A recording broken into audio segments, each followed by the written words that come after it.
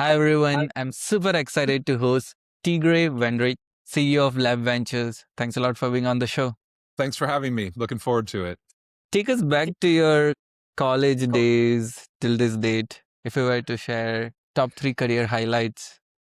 The world of PropTech is, I guess, my third career. I started right out of college. I started working in management consulting, and I stayed at the Boston Consulting Group, BCG, for about 16 years. I spent a lot of that time abroad in Spain and Mexico, working throughout Latin America. And I moved to Miami, where I'm currently based, in 2003, and wanted to do something just very different, more entrepreneurial. I didn't really know exactly what. I wound up running a small financial services business. We did check cashing and small dollar payday loans, not online. This is a physical, brick and mortar stores, and built that up to 20 locations before we sold it. And at that point, this is 2009, I sold this chain of stores in the middle of the great financial crisis. We closed on the deal in January of 2009, if you can imagine. And I spent a few months wrapping up loose ends, and I met an entrepreneur from South America who was building a platform to teach English as a second language, totally online through the internet, right? Skype is just taking off. People in Latin America are just getting access to broadband internet. So it was a really interesting moment. And he was moving to Miami, and I wasn't really sure what I wanted to do next. We hit it off, and I joined the company as the first CFO, spent 5 or 6 years working with him, and together we raised $120 million of venture capital funding. So the last big round was in 2012. At that point, we were the largest venture funded company in the state of Florida. Now, the bar was a little lower back then. Miami's obviously exploded from the venture scene, as I'm sure you've heard, which has been really exciting and fun. And we've tried to put our little grain of sand to help that. But anyway, that was my sort of trial by fire, the way I learned about the tech world. I went to Stanford as undergrad. A lot of my contemporaries, went to work in Sand Hill Road, Silicon Valley, and I was really unconnected. I had no idea about all of that. But after doing 5 venture rounds at all the different stages with Open English, I was bit by the bug. So I left that company in 2014 and started angel investing, looking for sort of the next one. I had had such a great experience and so much fun doing that. And for a while, that was my full-time job, just investing as an angel on my own, but really wanted to figure out how to be more impactful. So with some friends, we had started an angel investing group called Miami Angels. And we were all kind of commiserating, like there ought to be a way to do something more impactful if we band together. So we raised a small fund, I guess fund you could call it, but we wanted to launch a venture studio. So we had a co-working space, which was really the first co-working space focused on the tech scene in Miami. This is when WeWork was just getting started in New York. And for a while, it was really the only place in Miami where there was a tech scene. So we wanted to have a physical space where founders, investors, could come together and meet each other and basically create serendipity, where you could meet people that could help you, right? And we thought a physical space would help. So we had this place called The Lab and decided, hey, let's put our investing efforts together and do it at the lab. So we called it Lab Ventures. And it was originally conceived as a venture studio. So we created startups literally from scratch, come up with an idea, sometimes find a co-founder to work alongside us, sometimes start before we had a co-founder and then bring someone in to run the business. But the idea was always to put someone in business. So find a CEO, full-time operator, and help them, give them a little bit of capital and a lot of help. We had a software engineer, we had a growth marketer, we had HR support, finance support. So that was the model. And we launched 6 startups, as well as a couple of industry events, including Blueprint, which you told me before we started that you actually attended last year. Blueprint has become the PropTech event, probably the biggest one worldwide. And that was a great way for us to really build community around PropTech. So we didn't start out with real estate and construction initially, but we were trying to figure out, like, how can we get close to end users for the companies that we want to build. So we know that we're building a solution for a real problem, right? That there's a built-in market. And so one of my partners is a long-time events industry guy, done a bunch of trade shows and sold a big company to a largest event organizer in the world. And he said, let's do a conference where we bring together startups, users like the big companies in the space, and investors, venture investors, get them all in the same room, put some cool startups on stage. And so it was a one-day event. We did the first one in 2018 in Miami in our space. And then in 2019, we went to a bigger space. And at some point, we realized it was actually a business. It wasn't just a marketing, it was conceived as a marketing ploy for us. And it worked incredibly well for that, but it became a business. So we pretty quickly realized we didn't have the bandwidth. That's not what we were trying to build. So a friend in New York who does this for a living, Jay Weintraub from Connective, took over, and we helped, but really it was him and his team that took it to Vegas, gave it the name Blueprint. 2020 obviously didn't happen for obvious reasons, but in 2021 we did the first edition in Vegas. It's the story from there. It's been on a tear ever since. What a journey. I feel like bringing people together and creating a great community is super difficult with getting the right set of people. So how do you curate? I mean, at the beginning, it's about getting people to care, getting them to show up, right? And so yeah, we spent a ton of time proselytizing, getting the word out, trying to convince people to come. And I think that was part of the success, is that we actually have a bunch of more silent partners that are not operating the business, but just collectively a tremendous network that we were able to leverage here locally. And then got some help from the ULI chapter here in South Florida, got some help from the University of Miami, where I was invited to join the advisory board of their real estate development master's program. And that's a tremendous group. All of the major developers in Miami participate in that. And so we were able to use organizations like that to get the word out. And it just sort of snowballed from there. But yeah, it's all about getting the right people in the room to have the right level of conversations. And then, from there, if you get that right, it becomes a self-fulfilling virtual cycle. Yeah, because like I saw the lineup of Blueprint and like these are all the people like very well curated, and I want to be around those people. What were some tough choices in your career you had to make?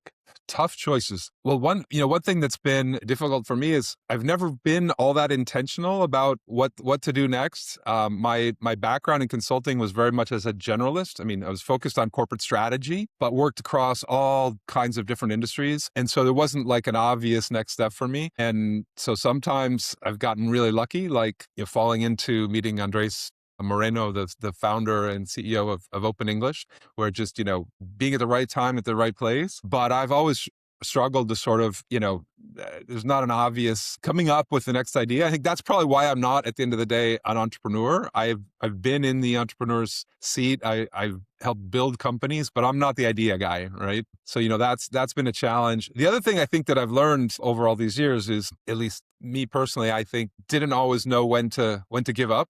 And I think this is ironic advice from a VC to startup founders, because what you're looking for in a founder is the guy that's never going to give up, right? You're looking for that grit, that determination that they're going to see it through no matter what. And that does have to be the mindset. But I also see people all the time, and I've done this myself, taking too long to give up on a bad idea.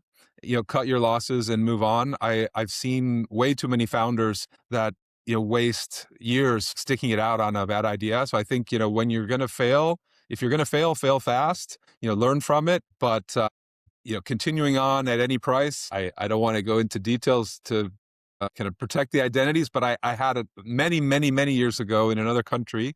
I invested in an early stage company, and the founder was so committed that he ended up committing fraud and going to jail because he couldn't come to grips with failure, and he just wanted to keep going by any means possible. And so that's obviously an extreme example, but I've seen time and time again people probably spending too much time on something that hasn't worked, and I'm the first one. I mean, I've done that more than once myself. And for a founder considering to move to Miami for the startup culture, there could be some noise and getting to the right environment and people.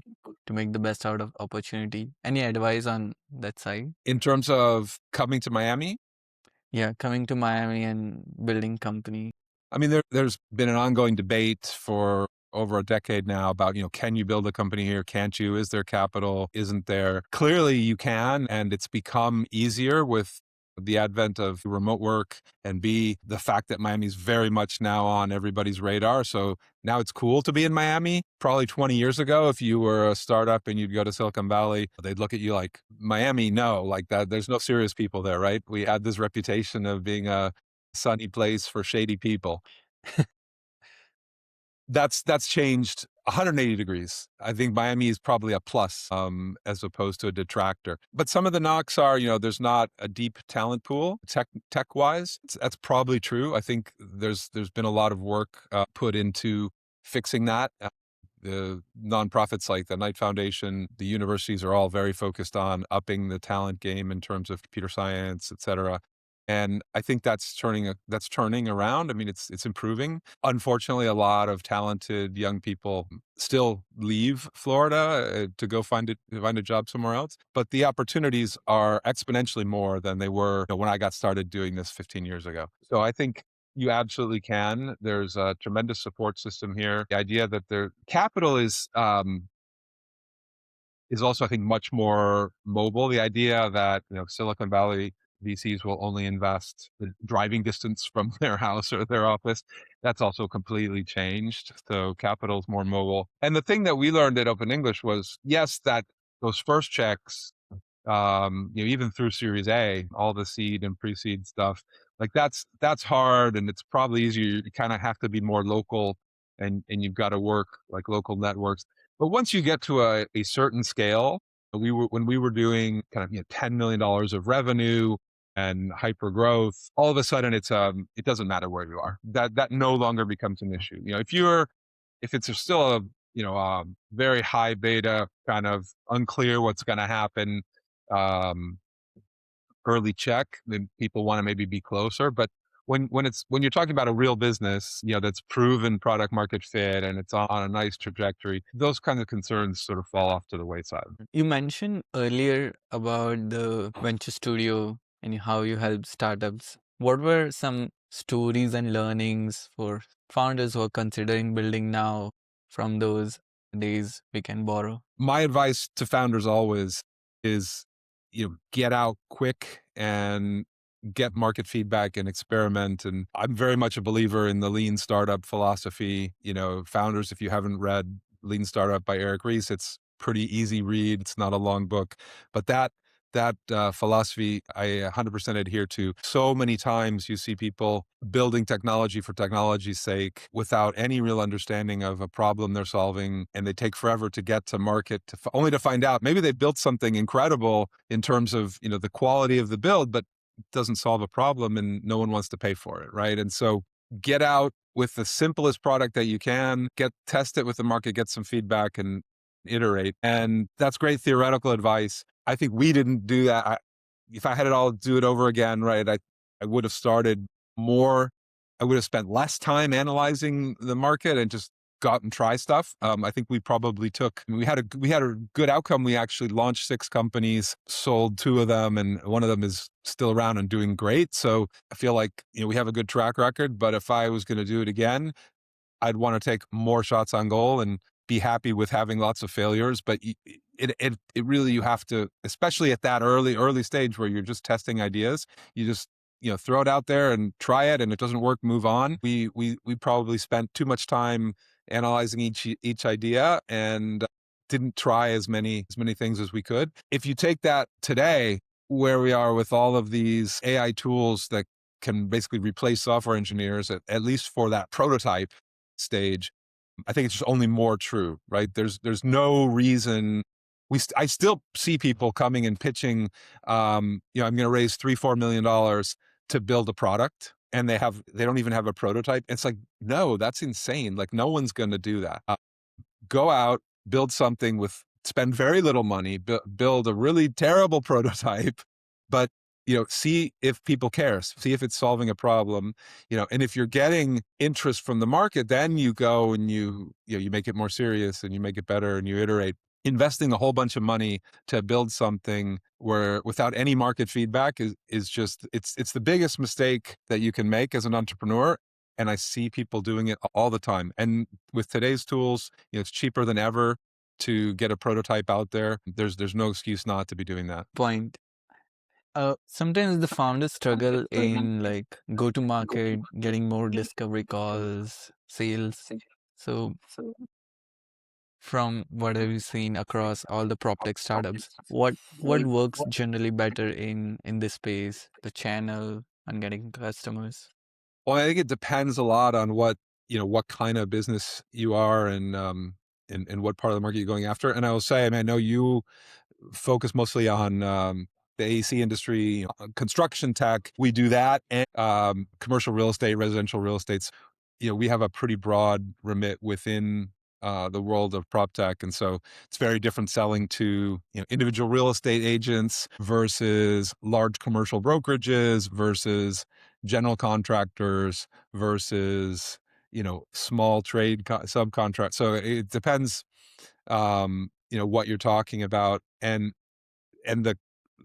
the way of going to market also. I mean, you have to think about what is the LTV, what's the long-term value of your customer, or what's the annual contract value, right? How much are you talking about per customer? And that's going to dictate what you can afford to do or not to do in terms of sales and marketing, right? So we have a company that sells a machine learning platform to automatically underwrite every parcel of land in a given county, and they're selling six-figure contracts for one account. It's incredibly high value what they provide, incredible leverage. They're selling to very, very large publicly traded home builders, so they can obviously spend a lot of money on and a lot of their own time on sales and having in-person sales meetings. At the other end of the spectrum, we have a company that sells to small trade subcontractors, sort of focused on people with maybe 3 to 10 employees. Their average contract value is a couple $1,000s a year, and they obviously can't afford to do in-person sales. They're mostly, it's mostly digital marketing, referrals. And so it really depends on um, how much revenue can you get from an account, and that can dictates how you can go to market.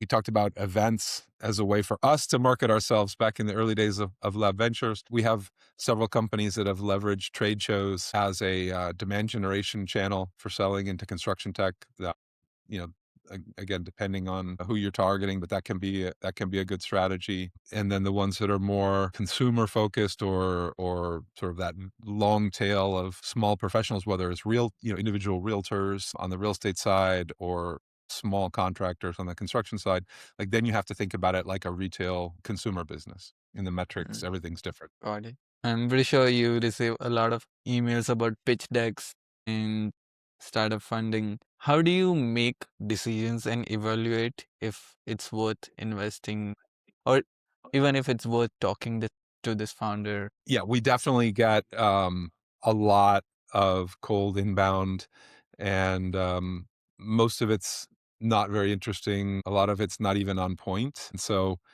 I would say um, it's much better to get a warm introduction or a referral from someone if you can. I mean, use as an entrepreneur, use your network, figure out who you're connected to. We will clearly prioritize a conversation with a founder that one of our portfolio companies says, "Hey, I know this other founder. He's great." Like, that is something that we're going to pay a lot of attention to. The cold email, we do go through them. We don't always take the time to respond. I would say, the right way to get in touch with us is to make a submission through the website, where a lot of the information then gets automated on our back end. It's less work for us. And we will respond to those. Cold email often just gets ignored. I can't tell you how many health tech, um, you know, Bitcoin mining, sex toys. That's a favorite. I've had a few of those. How do people think that we're the right investor for that? I have no idea, but they just spam you, right? And with Mm, AI, all these emails, idea for Tigray, or 5 minutes. I forget yeah, every week it changes, but you get, a dozen emails with the same title that the same AI bot has written for a dozen different companies. At least take the time to figure out, who you're writing to and why, and is there a fit within the stuff that's actually relevant to us. So prop tech, right? How do we think about, what are we looking for? Really, the three main things are team. So the profile of the founding team, what have they done before? Are they the right people to be solving this problem? That's a big one. Number two is probably market size. So, if you are hugely successful building something that addresses a very small market, that's amazing for you, but it probably doesn't drive the kinds of outcomes that justify venture capital.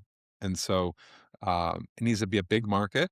And then of course, what is it you're actually building? What's the solution? What's the product? And I always counsel entrepreneurs just start with the problem. What is the problem you're solving? And then, have you come up with a unique angle to do it differently? The other thing that drives me crazy is I probably get still a couple of new real estate tokenization platforms every week.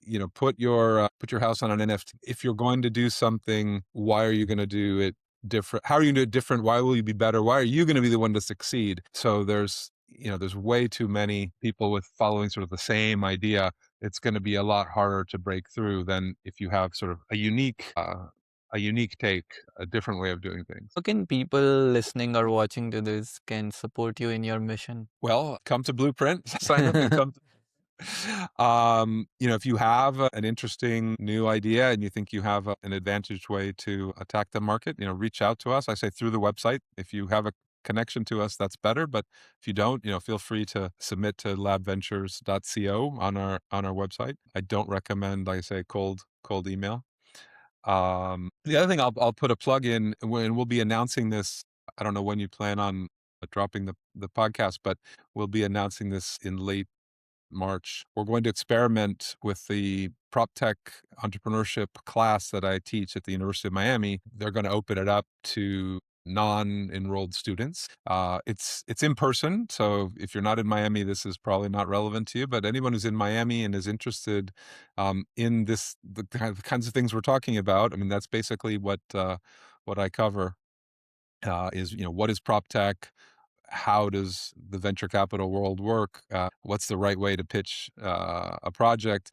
That it'll be a 5-week course in person at the University of Miami in May and June of this year. So if that's it, Amazing. people, keep your eyes and ears out. We'll be publicizing it on LinkedIn later this month. Amazing. That sounds like a great class. I want to do a rapid fire where you have less than 5 seconds to answer. You gotta keep it super brief. Who's your role model? One person that I really learned a lot from and look up to is the former CEO of BCG, John Clarkson, passed away a couple of years ago. Just a brilliant guy, but also tremendous values. So it's like doing the things the right way and the importance of that. Mad respect for that guy. A city or country which is in your travel bucket list. Ooh, I'm dying to go to Porto in Portugal. I've been all over Spain, in Portugal, but I've never been to port, and I'm a huge wine fan, and I love port wine. So I think I'm going to do that this summer if all goes well. Knock on wood. Any movie or book which made a big impact in your life? Well, we talked about lean startup.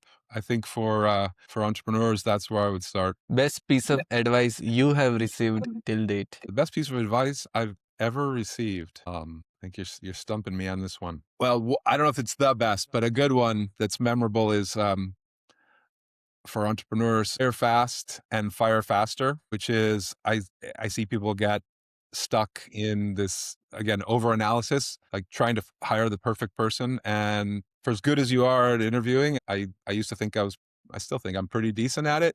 You never really know. Just when you're in the startup mode and you got to execute fast, you can't take months and months to have the perfect search. You just need to try and give people a shot. And if they work out, amazing. If they don't, move on. But it's sort of similar to the lean startup idea in terms of getting your MVP out in the market. Just do it. don't overanalyze it. Just give people a shot. Your favorite restaurant? Ooh, I'm old school. I like the white tablecloths, the maybe Tadich Grill in San Francisco, oldest restaurant in California. 3 words your best friend would describe you as. Say analytical, thoughtful, hopefully fun. Tigre, anything which we didn't cover in this interview and you would like to share that message on a closing note? Gosh, I think we sort of went the gamut. I can't think of anything more at the moment. Amazing. It was incredible hosting you, Tigre. Hope to see you in this year's blueprint. Yes, we look forward to it. Thank you very much for the opportunity.